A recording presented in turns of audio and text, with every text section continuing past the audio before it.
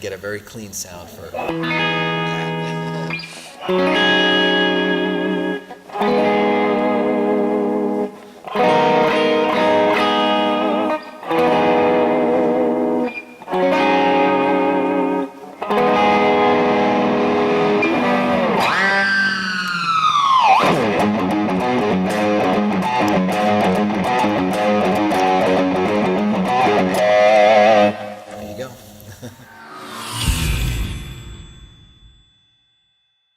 the first time I made the demo, I was actually I was in the middle of writing Chickenfoot demos, and so I was writing a lot of different songs, and I don't really discriminate as I go about writing and recording, you know, thinking if it's appropriate or not for what I'm doing. I just kind of do it and then sit back and think about it later.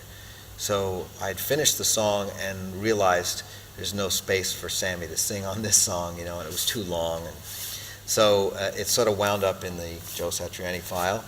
And later on, when we decided to do it as a band, we wound up doing it in the same key at the exact same tempo. And so we had re-recorded everything about it, but I kept hearing that old solo in my head.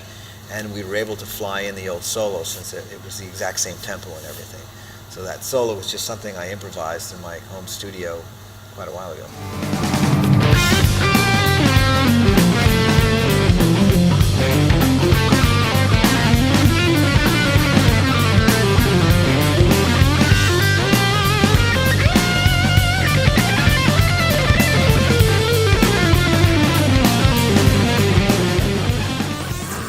I think every solo from the album has got, if not a complete compositional value to it, it's got points to it that are extremely important. It's like Surfing with the Alien. You have to start it with, and what you do after that almost doesn't matter, but you've got to start it with that because that's the riff of the solo.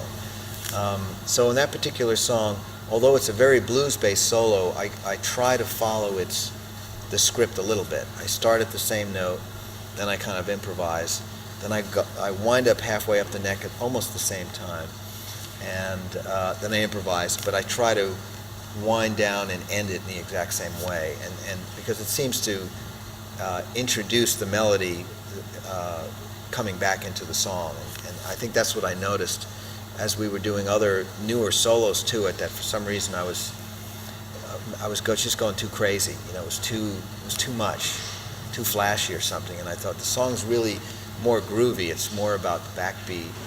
And the old solo I had done where I wasn't thinking about it, you know, actually had more of a classic rock groove to it, and it was a little bit more relaxed.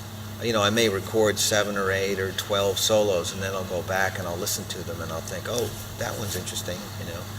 And so they become like, you know, those odd Polaroid snapshots, you know, that you took at a party or something, you know what I mean? They don't necessarily represent a person in their best light or in their actual light, you know, like a good camera, right? But there's something interesting about the Polaroid and the way that it captures maybe the energy of the moment. So I'm looking for the energy of the moment, because the technique everybody can copy, and you can learn it later, and so it has its value is transitory, but the energy is something that's actually quite unique, because you only put out a unique energy for that one moment in time. Getting back to it's very difficult. It's just like recreating a party. It can't be done. Yeah, so that's why I like to record the solos that way.